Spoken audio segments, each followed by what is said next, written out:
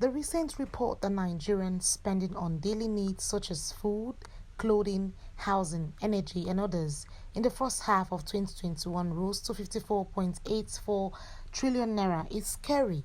According to the National Bureau of Statistics (NBS) report on recent expenditure and income gross domestic product (GDP), the figure is higher than 48.22 trillion naira recorded in the first half of 2020. The report also showed that household consumption accounted for the largest share of real GDP at market prices, which stood at 53.68% and 51.82% in the first quarter and second quarter of 2020, respectively. Similarly, 76.83% and 72.88% were recorded in the corresponding quarters of 2021.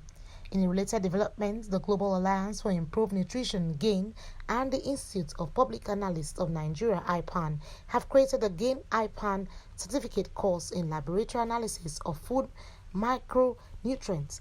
The course is aimed at tackling malnutrition and the associated stunted growth. GAIN is a Swiss-based foundation launched at the UN in 2000 to tackle human suffering caused by malnutrition. According to UNICEF, Nigeria has the second highest burden of stunted children in the world, with a national prevalence rate of 32% of children under 5. We call ourselves the Global Alliance for Improved Nutrition. And like I said, the alliance part is really important to us because the problems that we face in terms of how we transform our food systems is multiple and it's deep. And it's not really something that one sector can fix. Government has a strong role to play in setting the rules, in making sure that the playing field is level, in bringing government investments. But really the people who are going to invest the most in this is the private sector. And so the government has to work very closely with the private sector to ensure that their investment is targeted towards improving nutrition. But also the people are an important part of this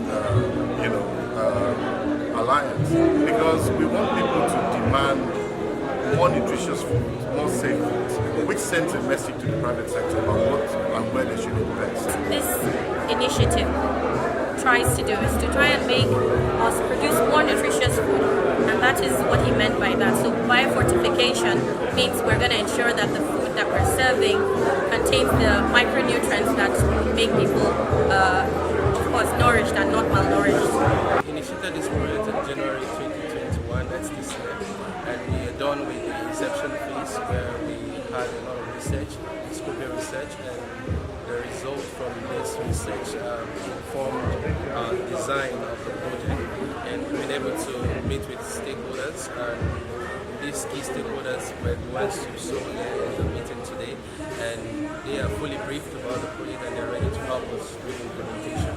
So like I said, we'll be looking at 3 components in this project: the biofortification component, the workforce nutrition, and the business support. So we'll be supporting a lot of businesses from the farm gates down to the table of the consumer.